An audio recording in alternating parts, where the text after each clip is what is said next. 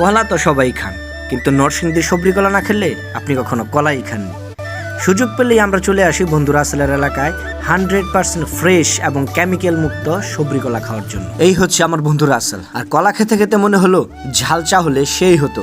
কিছু করার নেই ব্রো, ওয়েদার ডিমান্ডস। চা খেতে আসছিস, চা এনে খাবি, তা না করে গাড়ি থেকে নেমেই চলে গেল পেঁয়াজু বেগুনি আর গুলগুলা খাওয়ার জন্য। গেলাম তাদের ঝাড়ি দিতে, কিন্তু বিষয়টা হচ্ছে আমি যদি টেস্ট নাই করি তাহলে কি হিসেবে ঝাড়ি দিব। তাই ভালো মন্দ বোঝার জন্য নিজে একটু ট্রাই করলাম আর কি। আমি কিন্তু খাইনি, জাস্ট ট্রাই করেছি। আর এসবের জন্য মিন্টু আমাকে বাঁশ দেওয়ার জন্য বাঁশ নিয়ে হাজির, কিন্তু ভালো করে তাকিয়ে দেখলাম এটা তো বাঁশ না, বিশাল বড় সাইজের একটা কলা। আর এটা দেখে আমার মাথায় খেলে গেল শয়তানি বুদ্ধি। পৃথিবীর প্রথম মানব আমি হতে চলেছি যে কিনা পেঁয়াজু দিয়ে কলা ট্রাই করলাম।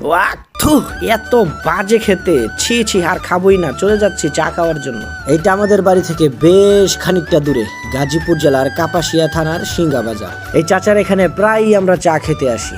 10 টাকার চা খাওয়ার জন্য 100 টাকার তেল পোড়াই, তো সব মিলিয়ে এক কাপ চায়ের দাম পড়ে 110 টাকা। হিসাবটা কি ঠিকঠাক হইলো কমেন্টস করে জানাবেন। তো যাই হোক, চায়ের দাম যাই পড়ুক, 100 টাকা পড়ুক বা 10 টাকা পড়ুক, 110 টাকা হলেও এটা পয়সা ওসুল। যাদের ঠান্ডা সর্দির সমস্যা আছে তারা নিশ্চিন্তে খেতে পারেন, এক চায়ে আপনার সব ঠান্ডা সর্দি ভালো হয়ে যাবে। এটা ঝাল চা বললেও এটা কিন্তু টক মিষ্টি ঝাল চা, তবে ঝালের পরিমাণটাই বেশি, আর এর জন্য এটা খেতেও হয় খুব সাবধানে। তাই সাবধানে আমি চা খাই, আর আপনারা খুব সাবধানে সাবস্ক্রাইব বাটনটা চাপ দিয়ে দেন।